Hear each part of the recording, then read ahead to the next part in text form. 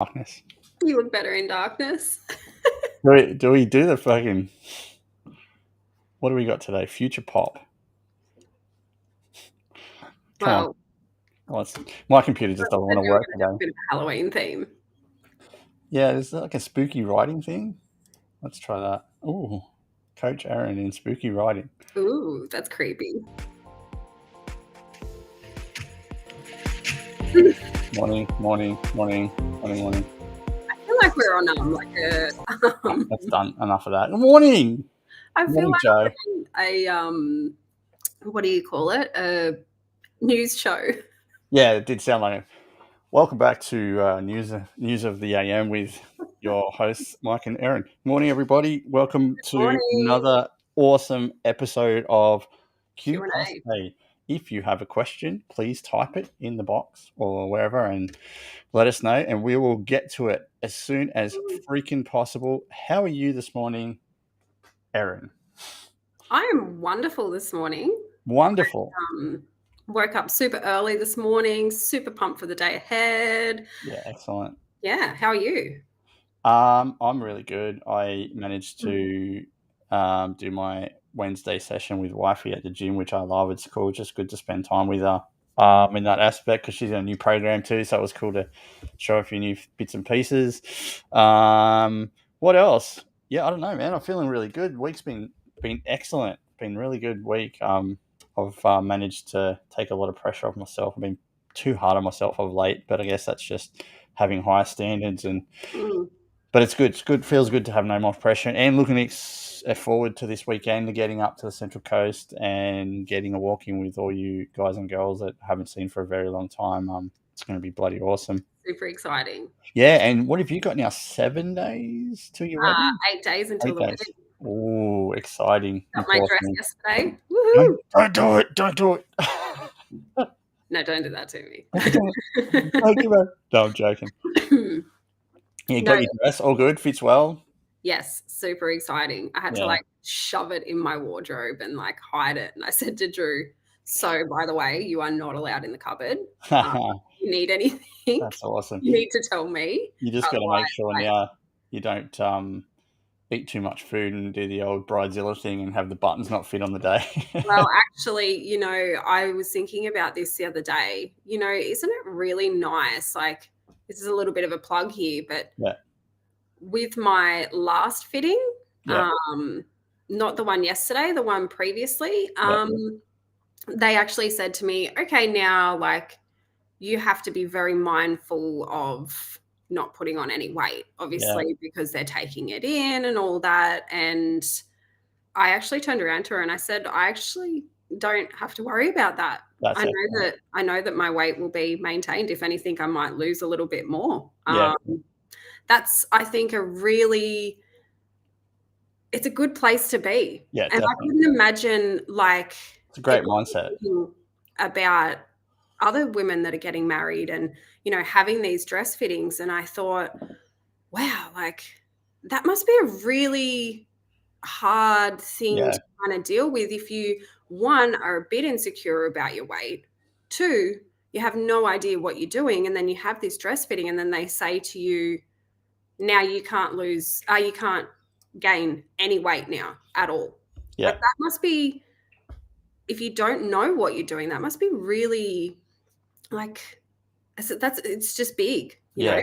Massive. It's stress. It's enough stress as it is organising it, hens parties, getting the tables right. But imagine the stress of not fitting in your buttons and your dress, and it'll be hard. I don't have that issue. Never tried to dress on before, but I know the feeling. It's good to have that mindset. It's good to have that mindset. Welcome. Good morning, everybody. Good morning, everyone there. Thank you for joining us today. Again, questions live, chuck them in the chat somewhere and we'll answer them for you. We've got royalty in the building. Good morning, Miss Nikki Thornton. Haven't heard from you for a very long time. Good morning. How are you? Ames, Loza, Stace, Suze. Man, it's Tim. Who else have we got? We got Pam, Amy, Carly. Good morning. Yes, it is Carly. There's no outfits this morning, Carl. No outfits. Look at the question come up. That's so good. What's that? Did you see that? No, what was that? When you put the comment up, it's actually changed the font again. Oh, did it? Really? Yeah. Cool. There we go. Oh, it's got Halloween font. Good. Excellent. There you go, Carly. Just for you, because I saw you live last night where you were looking like a vampiress or whatever it was. It was looking good. I think Shane would probably enjoy that one a little bit more than me. Hey, Eden. Hey, Nick again. Good morning. Lise, what's going on? All right, let's get into it. First question for today we have, can you lose weight and still be on track with macros having your favorite fast food or guilty pleasures? Merelda, you can hit us with an answer on that one first. I love this question because I guess if you don't know, you would assume, okay, now I need to lose weight, so I'm going to have to cut out all the things that I love. Cut out fast food, cut out the potatoes, cut out the bread. And I think this is where a lot of people go wrong. Yeah. And this is the misconception about weight loss, really, isn't it? We all have this idea that we've got to just cut out absolute everything, and you don't. If you've got a simple plan in front of you and you understand your calories or your macros, you don't have to cut anything out. Being mindful of your goals is very, very important, but you don't have to cut it out at all. You can still go out for lunch. You can still have, fast food. It's just understanding nutrition, understanding calories that's going to be the difference for you. Yeah, I couldn't agree with you more. That's coming from somebody who's had personal experience with it. You and me both. We've been at our absolute worst, overweight, feeling like shit, eating absolute crap. And you know what? I still enjoy eating crap. I still love having a biscuit. I still love eating caramel slices. I still love donuts. I still love dirty burgers. There's nothing wrong with that. Yeah, dirty burgers are great. I love full triple bacon cheeseburgers, whatever they are. But that's because I'm consistent with my training. I'm consistent with being in a calorie deficit. I'm consistent with my walking. I'm consistent with my mindset. I'm consistent with my lifestyle. So I make it work for myself. Guilty pleasures to me are a reward for kicking ass all week and dominating my nutrition and training. That's how I see it, right? What's the definition of healthy? Like I did a reel about it yesterday.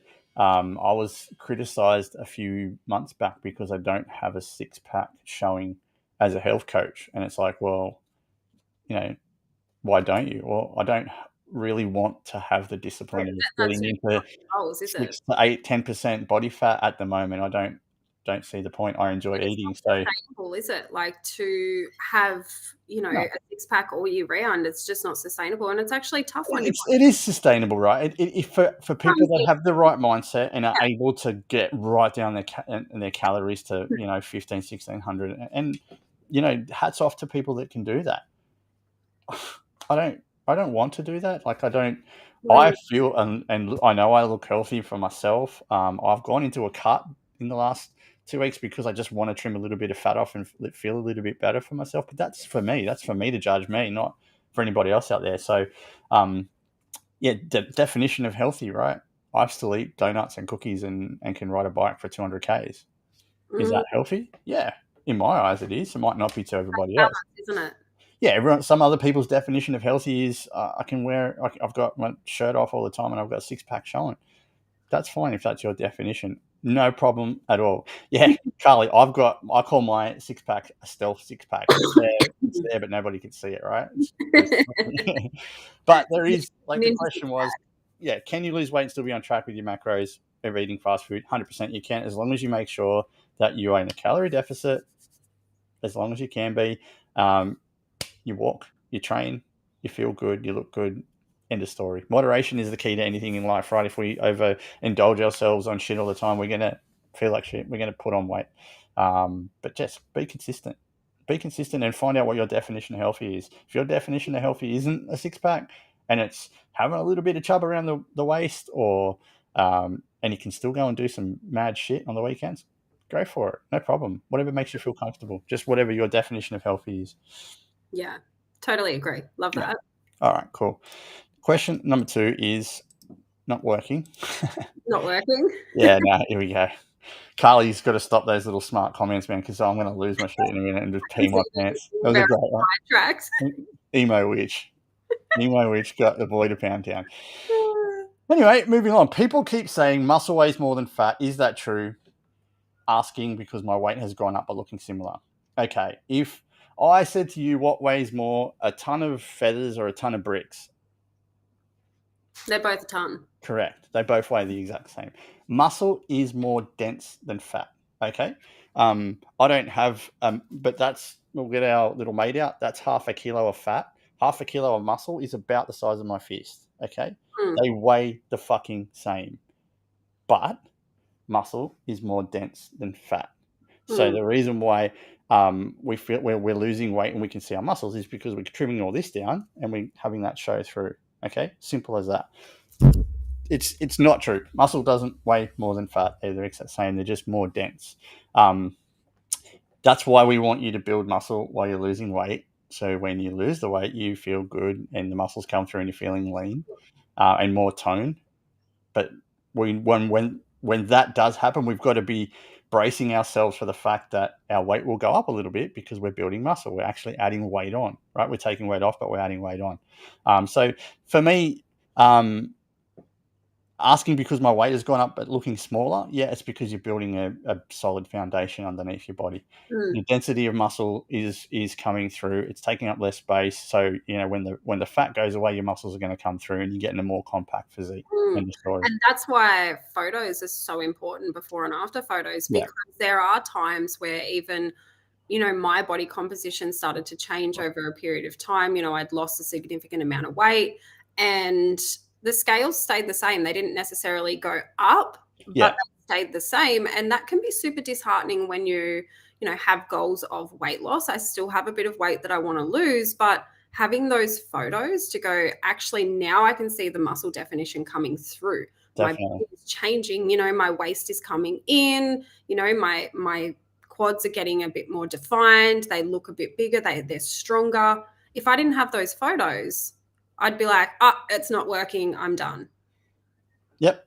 End of story. And that comes back to the other thing is, don't solely rely on the scale to judge how you're going in your weight loss journey. Okay, we're talking weight loss and fitness at the moment. It's misleading. The scale's misleading. The photos, your before and afters, your pants, your shirts, your clothing, and just generally how you feel. That's the best judge of how good you're feeling with losing weight.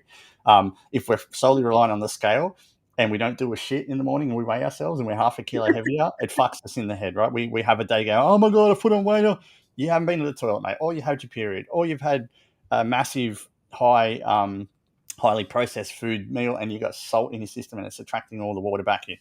Don't rely on the fucking scale. We've got to rely on how we feel and our photos to make sure that we're actually going through that change process. So the reason why your weight's gone up and you're looking smaller is because mass is increasing, which means your weight is increasing. It's not going to be a massive amount because we're not Schwarzenegger, we're not eating 500 grams of protein per day, but it's going to be enough over 8 to 10 weeks where you might have half a kilo of muscle come back on after you've lost 5 to 10 kilos of weight. So don't be disheartened. If you're building a big frame underneath that body of yours, that's what's going to happen. The muscle is going to come on board. Love it. Makes sense? A lot of sense. Excellent. Carly, I'm going to leave that one. Can I? Yeah, I know. Can I achieve fitness goals without a plan? Is it necessary to have a plan? Okay. I love that. Yeah, I think it definitely is necessary to have a plan. What your plan is might be different to somebody else's. Obviously, within the academy, we all follow the same plan and it's super simple, not complicated. It's easy to follow and it's easy to, make it a lifestyle rather than a plan as such. But if you have goals and you're kind of just like, you don't have a plan in place, it's like you're just going to go around in circles, really, because you're not looking at the end game. You're not looking at, this is where I want to be, and these are the steps that I need to take. And on the days where you feel really unmotivated, and on those days where you just don't want to go to the gym, or you don't want to go for a walk, or you just couldn't be bothered making a healthy meal, you know, it's going to be really hard to find that bit of discipline to continue on if you don't have a plan in place. I definitely agree with that. Simple answer for me is it possible? Yeah, it's definitely possible, because if you're in the gym and you don't have a plan, but you're at least getting there and you're working out and you're doing some form of calorie deficit and you're walking every day, you're definitely going to see some results. Are they going to be quick? Probably not. They'll take a lot longer time. But can you build a house without a plan? No. Unless you're an experienced person and you're going back to something that you're actually used to. Yeah, you probably can. And you need to have some type of blueprint to go off, don't you? Yeah. So a well-designed plan will provide direction, keeps you accountable, helps you track progress, and that's the fundamentals of trying to achieve some sort of fitness goal, whether it's putting on weight, whether it's shredding, whatever it is. It allows you to set specific, measurable, and achievable goals to increase your level of discipline and motivation. And it also avoids, like structured plans also avoids you hitting plateaus. Because you get that consistency, and you make sure that your workouts are balanced with your nutrition. Is it mandatory? No, but it will greatly enhance the chances of you getting to the goal of whatever your goal in life is, whether it's, like I said, muscle definition, weight loss, maybe it's running or cycling, whatever it is. But yeah, having a plan in place will definitely direct you to the right part of what you need to do to succeed. So can you do it? Yes. Will it take longer? Yes. If you have a program, will it make sense and go a bit quicker? Definitely will. Love it. Definitely will. How do I press paste? Come on, man. This is crap. How do I press paste? I know it's working. It's working really good. How do I figure out how to figure out or calculate my macros in a is it caloric deficit? Caloric deficit. Hate that word. Yeah. Okay, I'll put it up there. I love that font. It's got to stay. I know. I'm pleased with that. All right. So how do you calculate your macros? Okay, simple form is what's your goals? Okay, for somebody that needs to lose weight, your macro calculation needs to be focused highly on your protein intake and getting in carbs and fats. We don't want to take them away. We're not putting you into a keto diet or anything like that. That's just a restrictive diet. I hate that. For us, we like to have our clients on a 40-30-30, 40% protein, 30% carbs, 30% fats. Okay, it's just an even distribution of carbs and fats because we need them. We can't survive without them. But solely focus more towards protein because we want to fill you up and not let you go looking for the nasty little snacks. You can go to a nutritionist. There's heaps of online calculators out there that'll spit out information and tell you what the ideal thing is for your training and whatever else. But for me, for example, I have it's almost like a 35, 45, 30, 35, 45. Does that work out? 20? No, 20 fats. I'm focused more on carbohydrates because I need them for endurance. So yeah, my macros are different to everybody else's. But if we're talking general weight loss, which is what we're here to talk about, it's a 40-30-30, in our opinion, is probably the best split you can have on your macros. Yeah, so that way we want you to be in a deficit, but we also want you to make sure that you're full of protein. This is where a lot of people go wrong, isn't it? As well, not go wrong, but just that misconception again of, I need to cut all these things out and I need to really restrict my intake of food. And, then you find yourself super hungry. Yeah. And then you go on those binge eating cycles because, you go a week with being super strict, restricting your calories. Yeah. You're losing weight, you're feeling good. And then all of a sudden you're like, oh my God, I'm starving. You open up the fridge or the cupboard and you just eat absolutely everything that you see. Yeah. You've restricted too much and you're not focusing on your protein and keeping your protein up. We know that protein keeps us full. So if you're predominantly focusing on enough protein in your diet, you're not going to be hungry, but you're still going to be in a calorie deficit. Correct. Yeah. So we don't want our clients to focus on fats and carbs because we don't want to overcomplicate things. Like you can really dial in on your macronutrients to get a physique that will absolutely blow you away. But 90% of people who are on a weight loss journey don't want to be a show muscle building person. So like for me, 40, 30, 30 works really well because we really just want you to focus on your calories in and your protein. The rest will work itself out. So fiber is important. We want to make sure you're eating fiber. So I like to make sure that with every protein meal we have fiber to help the digestion as well, because it obviously sits in your guts for a lot longer. But yeah, definitely in a calorie deficit, the best, in our opinion, macro breakdown is 40 protein, 30% carbs, 30% fats, and that will get you on your way as long as you're in a deficit. Yeah. Cool. Love it. All right. Well, this kind of leads us into the next question. Why is keto so popular? Why do a lot of trainers still prescribe keto? Well, how do we say this nicely? Yeah, it's a money-making scheme, right? It's a very well marketed diet, like a lot of that have been around. Someone's put a lot of time and effort into marketing it. And at the end of the day, when I see these things like keto and other things like that, it's about the money. It's not actually about, people do lose weight doing it. Is it sustainable? Probably not. Definitely not. I highly doubt that it is. Is it the healthy way to go? I don't think so. I think it's got its place, the same as everything else. Yep. But I think it's just really highly marketed. Yeah, I agree with that. It's popular because it has the potential for rapid weight loss.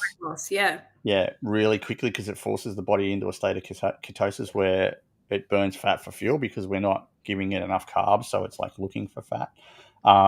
Is it recommended by a lot of trainers? Yeah, probably to get them good results really quick for their clients and have a good testimonial at the end of the day. But to me, the long-term side effects of being in a restrictive diet will fuck up your head as well as your body. I can't not have carbs. I love carbs. Nobody in the world can not have carbs. And the way that I think of it, and I know you think of it like this as well, is, food is not just food. Food is energy. Yeah. And if you're in the gym and you want to be, toned and you want to be fit and you want to feel good, you want to have energy to be able to run around the backyard with the kids or whatever it is that you want to do, you need carbs. Yeah, you do. You need them. We need carbs to produce. You're going to feel like crap. Yeah, correct. So being on a restrictive anything diet is difficult. When I talk about anything, I mean restricting food groups or your macros and stuff like that. It works for some certain people, and there's people out there that swear by it, and good for you if you can do that and sustain it. No, I'm not against it. I think exactly right. Any form of restriction that makes you feel good and works for you, great. Carnivore diet is another one. I've got a friend of mine that's on the carnivore diet and he's killing it. But I know that if he stops, the weight will go back on and he won't be in that ripped and shredded dude that he was before. So keto is popular because it's marketed. It gives quick results. It gives trainers great testimonials in the first 6 weeks, but it's not sustainable in my eyes. I think, from a personal opinion too, I think it's actually being phased out a little bit with a lot of trainers too. Yeah. I think a lot of trainers these days are starting to realize that, yes, it's that rapid weight loss, but it's not sustainable. And, they are getting the testimonials, but they're phasing this out as well because they know that it's not long-term. You want your clients to have long-term results, not quick, short results, which even in our program, look at how many men and women come in and we don't restrict anything. No.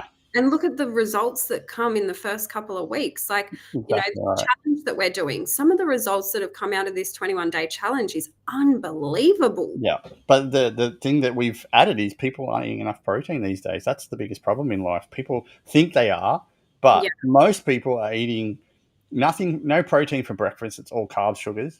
Most lunches are either a little bit of chicken on a sandwich or a bit in the salad. And then dinner, we're probably having a 200-gram steak or something like that. Like, that's what most people are eating. That's probably 70 grams of protein roughly a day, maybe less. Like, that's not enough. It's not enough, is it? Not enough. Even if you go to the recommended dietary, it's one gram per kilo of body weight, right? I still don't think that's enough. Like, I don't think it's enough. But some people aren't even getting the standard recommended dietary requirement. So upping your protein will definitely help. Suze made a comment here. This is the only eating plan I've ever stuck to because I'm not craving anything, because your protein levels are up huge. I love that. Your fiber levels are up huge. So you're feeling full. You're doing good poos. Like, all that stuff works well. So your body's in synchronicity, and it's working well. So yeah. I don't want to say any more about keto. I think we've said enough, but it's popular because quick results and gives people a little bit of a buzz. Marketed. Yeah. Not sustainable. Cool. Next one is, are knees going over toes wrong in squats and lunges? Pretty much the quickest answer I can say is no, it's not wrong. It all depends on your level of flexibility and biomechanics of your body. Some people have to do that because they might have fucked up hips or back, and it's the only way they can move. Some people have more forward knee positions due to their proportions and their ankle mobility. Ankle mobility is a big one, especially when it comes to squat and lunges, so depending on how far you can go down with your flexion of your ankle. Hence why I do a lot of ankle mobility work, so I can get deeper in my squats and make myself actually get bang for buck. But for me, the more important thing is not the knees over toes. It's engaging your core and making sure that your weight is distributed evenly, so there's not so much excessive strain on your knees, and you're doing the lifting right. And that involves backing the weight off. People back the weight off. Like, the biggest problem with squats and lunges is people think it's an ego lift, right? Big lift is an ego lift. A squat, a bench press, a deadlift, they're all ego lifts. People just want to be, I can deadlift 200 kilos. Yeah, but your form's shit and your back's going to be fucked. Yeah. I can squat 180. Yeah, great. But you form shit and you didn't even go like low enough. Like, you're doing little. You went like halfway down. That's it. You're like, like, form is king, people, when it comes to your big compound lifts. I'm under tension. Drop the weights down. You know, especially for the ladies, I like during, that time of the month, I like to drop my weights down. Yeah. And I really focus on that mind-muscle connection and time under tension. Drop the weights down, slow it down. You're still getting the same amount of bang for your buck as what you would with heavy weights and shit form. Yeah. Actually, you're probably getting better because you've got better form, because you can control the movement better. But definitely. I think also too, more so with lunges rather than squats, knees going over the toes, I guess that would depend on what muscle you want to work as well. Correct. Because the more forward you are, the more that it's going to engage your quads rather than your glutes. If you want to engage your glutes, dropping it, like coming back and really dropping down and having that nice angle and pushing up, that's engaging your glutes more as well. And then we're heading into the territory of single leg squats and RDLs that are more beneficial for that. So yeah, form is king on any lift, right? It doesn't matter what it is, form is king.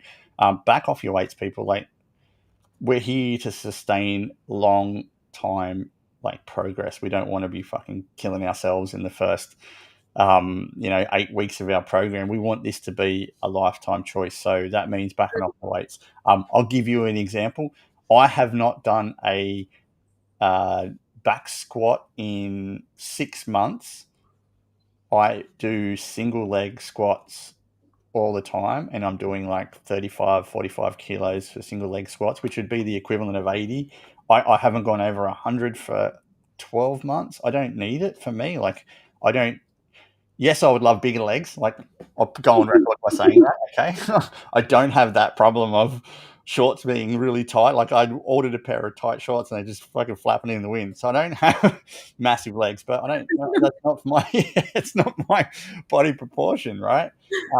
So for me, I find more enjoyment about doing corrective exercises. So single legs for me is correcting my posture and my form on each leg. So yeah, I don't ego lift anymore. Deadlifts is, again, I think I used to deadlift 185 was my max. Now I'm down to 100, 120, and form's great, and I feel good, and I'm getting stronger.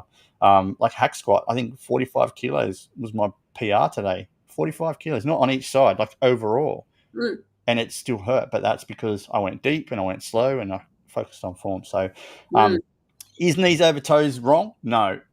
It depends on how your body shape works, your mechanics of your body, your flexibility. But I would seek advice from a PT if you're feeling like it's hurting. Yeah, if you're feeling discomfort and it's hurting, or you're feeling like it's not working. It could also be the shoes that you're wearing. If you're wearing really high-heeled shoes, it's going to roll you forward, which is then obviously going to mean that your toes are, your feet are dipped that way. So your knees are going to naturally want to move over your toes. This could, again, be incorrect form. If you've got incorrect form, you're then probably going to end up hurting yourself and putting yourself out of the gym. So seeking some advice from, someone that understands form and all of that is super beneficial. So if it's the way your body is made, your biomechanics, and you can't do that, that's cool. And or you do that, that's fine. If it's a flexibility mobility issue, you can address that by doing flexibility and mobility work or focusing on smaller target muscles. A lot of people neglect their knees and their ankles when it comes to that, but that's where the flexibility, and your hips as well. Proper warm up also can affect the way you squat and lunge. So yeah, is it wrong? No. End of story. All right, next question is, why does it matter how long my rest is between sets? For example, powerlifting and hypertrophy training, what effect does it have to different rest periods? All right, okay, so rest is crucial for muscle repair and response, okay? But also it depends on your training goals, the amount of time in between sets. Powerlifters typically require longer rest periods between lifts because they do lower reps but heavier weight, so they need training. So you're putting your body under significant load for maybe 1 or 2 reps, and your body needs time to recover from that, and your central nervous system needs time to recover from that because it's getting smashed. So most powerlifters are 2 to 5 minutes sometimes rest between sets.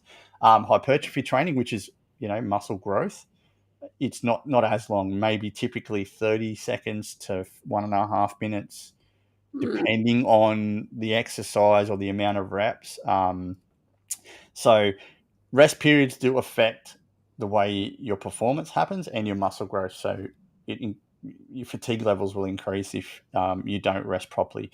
Your muscle adaptation won't work if you don't rest properly. If you don't sleep as well, like you're not going to grow your muscles. So rest times it will be based on your specific goals, the intensity of your workout, depending on if you're looking at strength or you're looking at muscle growth or you're looking at fat loss. Again, it's totally different things. If you're looking at muscle endurance, like your reps are usually between 20 to 30. So you need a little bit longer on that as well because you're highly stressing your body through quick reps but lighter weights.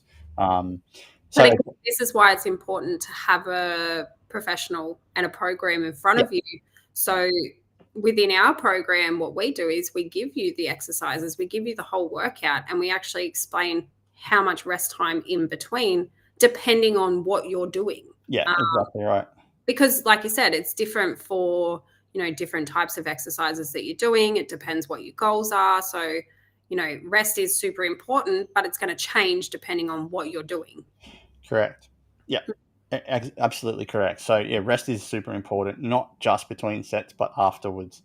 And it is possible to have too much rest as well. 100% it is. Yeah, we go backwards then.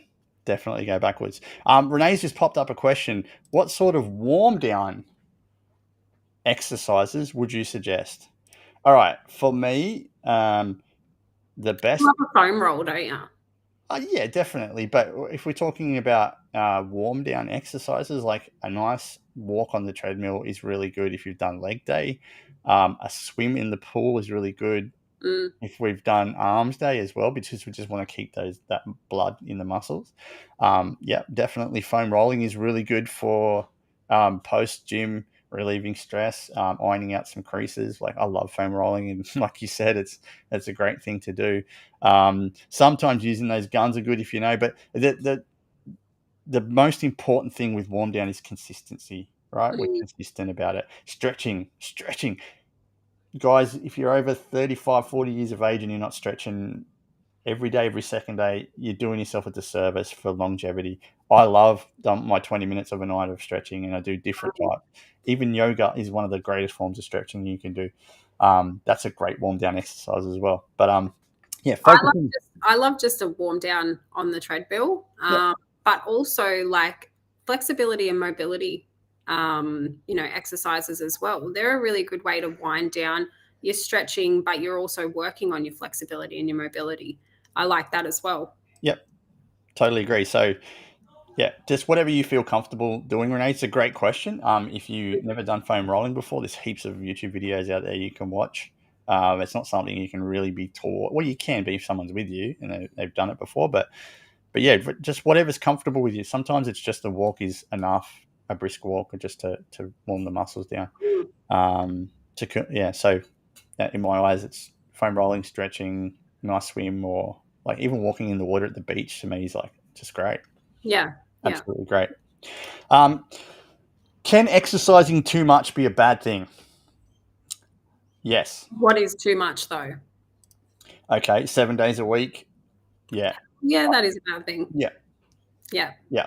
I think it's going down to an obsession then after that. So it's not just a physical overload, it's a mental overload as well. So anything too much can be detrimental to you. Anything at all. I see it a lot when people first start on a program. They get that motivational boner and they're like, yes, I need to be in the gym every single day, and I'm super excited, I'm super pumped, like this is new, it's exciting, it's fun. Yeah. And then the problem is, when you first start in a program as well, like a workout program, you're going to be sore because you're using muscles that you haven't used for a very, very long time. And it's good to push through that. But if you're going 7 days a week or even 5 days a week when you first start out, you're going to burn out very, very quickly. There is a high chance that will happen. 100%. 100%. The thing with overtraining is it causes huge fatigue, decreased performance, increased risk of injury, hormonal imbalances as well, and mental fatigue, right? That's one thing people don't realize about overtraining is, yes, it's a physical thing, but there's also mental fatigue that comes into play. So can exercising too much be detrimental to your health? Yeah, definitely it can. If you're not resting and recovering, like we talked about before, letting your muscles repair, letting them grow, but also your brain needs to rest as well. So listen to your body, make sure your nutrition's on point, schedule regular rest days, avoid overtraining if you possibly can, but balance. Like, I hate that word, but it's the truth. Like, balance your intensity and your volume and your recovery, and make sure it's sustainable. Make sure you're consistent. Like, if you only can go 4 days, go 4 days, but make them 4 really good days. If you can go 5 days, go 5 days. Great. If you can go 2, even better. But make sure it's consistent. No worries, Renee. Happy to help anytime. It was a great question to ask. If you've got any more questions like that, fire away. We got 3 to go. We'll go wrap this up pretty quickly. Are there any safe performance-enhancing drugs, PEDs? Are there any safe ones? I don't believe there is. My personal opinion, PEDs can pose some serious risk to your health, and there is a reason why they're banned.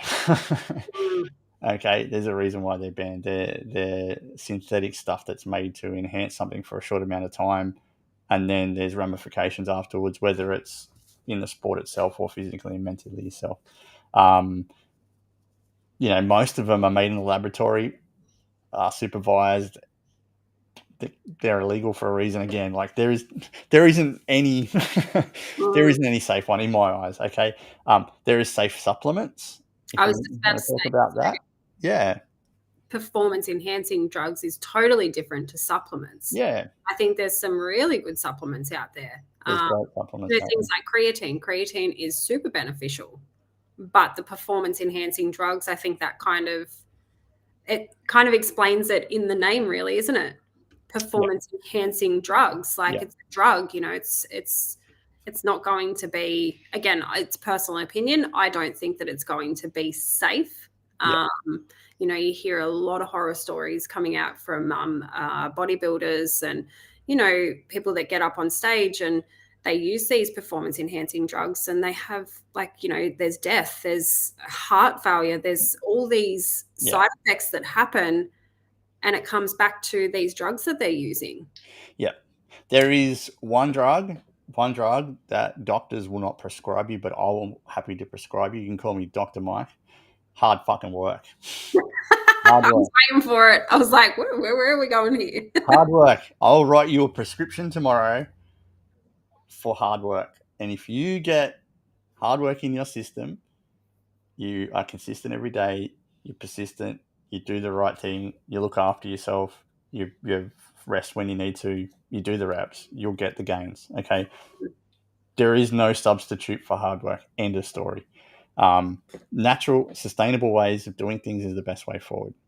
Most of us here aren't athletes. We don't need to win gold. We're not getting paid to do this. We're doing this to prolong our life. If we want to put a substance in our body that's illegal and banned, that's going to decrease our life, but give us this little kick for 2 weeks or 2 years and make us feel good and look good, it's on you, really. Like, if you want to take steroids, by all means, it's on you. I'm against it. Do your research first. Yeah, just do the fucking hard work. Just sacrifice some time, eat the right food, get a coach on board. Like, if you want to enhance your performance, get somebody on that's done it before naturally and can help you. Yeah. End of story. Yeah. Love it. All right. Second last question. Is there any value in reps until failure? Yes. Training to failure can be valuable in certain aspects, such as hypertrophy training. So we're recruiting a lot more muscle fibers to stimulate growth by going to failure. Okay, because when our muscle is overstimulated and it's exerting itself, it's pushing hard and all the blood goes to the muscle. So we're actually tearing more fibers really quickly. So, it's definitely enhancing. It should be used sparingly because it can increase muscle fatigue. But I like my last set to be to failure, because then I know I've exerted the muscle, I've pumped as much blood as I can, and there's a more bigger chance that it's going to grow, well, I won't say quicker, but properly. So it's something I would use sparingly. You know that you're using the right weights. If you know you get to your last set and it's under failure, you know that you're pushing yourself to your limit in a safe way. Yeah. Yeah, definitely. So there is valuability or whatever in having reps until failure, but use it sparingly, because it does fatigue the muscle really quickly, and then the chances of you being able to not get DOMS is highly going to happen. So all right, last question. Is it better to have short-term goals or long-term goals when it comes to the gym/fitness? I think both. You need to have both short-term and long-term. And this comes back to what I was saying before about, you know, if you don't have that long-term goal, I think it's good to work out what the long-term goal is. And you actually gave me this advice very early on in my transformation. What's the long-term goal? Okay, now let's break it down into smaller goals that are achievable week to week.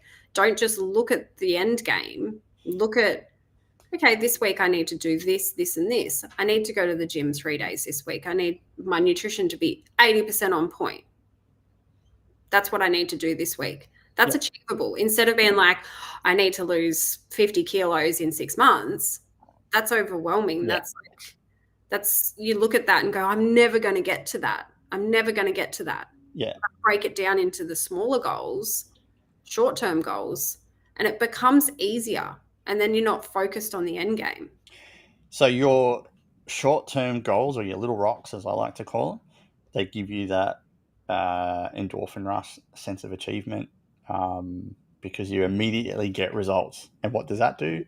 That, well, you know, that apart from it being part of discipline, it gives you momentum, and then we get motivation. So the bigger picture, there's a cool saying that there's no point in having a target with all this ammunition to not shoot at. You're just wasting your ammunition, right? So if you've got nothing to aim for, then you're wasting your ammunition. So big goals to me are allowing yourself to dream so you can get to that next stage in life, that whether it's physique or money or whatever it is that you're goaling in life. But we're talking weight loss here. As Aaron said, if you don't have a big goal, 20 kilos, and you don't have a small goal, half a kilo a week, and you don't get those little rushes of momentum, you're not going to be motivated to continue going on. So having a combination of both provides, as I said, that motivation, and seeing that you're tracking your progress over time gives you those results that are going to come through. But those short-term goals are your stepping stones to the big one, right? It's like a staircase. You can't get to the top unless you do one step at a time, and they're your little goals to get to the big goal at the top. So combination is perfect. I love that. Excellent. That's a great way to end the segment, because I think when it comes to weight loss, people see all these results out there and they think it's a fucking quick thing and I'm going to get this. Or on the flip side, they've got that negative mindset of, I've only lost a kilo this week. Fuck me. Only lost a kilo. You've fucking lost 2 Harrys. Like 2 Harrys? Yeah, I'll get his eyes back on. You've only lost 2 Harrys, right? 2 Harrys. Like that's a lot of weight to lose. Oh, there goes his eye. Right, so don't have that negative mindset of I've only lost. Like, you're losing weight, and that's a massive benefit. That's a huge win. And I think it's important to start to enjoy the process as well. Yeah, definitely. Having those short-term goals, like it's easy to get lost in the long-term goal. And then, like you lose a bit of momentum, you lose a bit of motivation, you think, I'm never going to get to that. But if you start to fall in love with the process, you fall in love with those short-term goals because, like you said, they're achievable. They're stepping stones, and you're watching yourself. You're like, okay, I'm falling in love with the process. This is my lifestyle now. I've made this change. You look for those smaller wins. You look for those smaller goals. Yeah. And the end game is always going to change. Like, to me, there's no end game. Correct. To me, I always want to be better. So I can have a long-term goal, but that's not the end game. So what happens when, you set that long-term goal, you hit it, you're not going to feel that sense of like fulfillment that you think that you're going to feel. You're going to feel really good because you've hit that goal, but then the very first thought after that is going to be, what next? Yeah. Now. So you're always searching for the next thing. If you can learn to enjoy the process and set those short-term goals and love that, that's where it is. The rest follows. If you fall in love with the process, you fall in love with yourself. Yep. Yeah.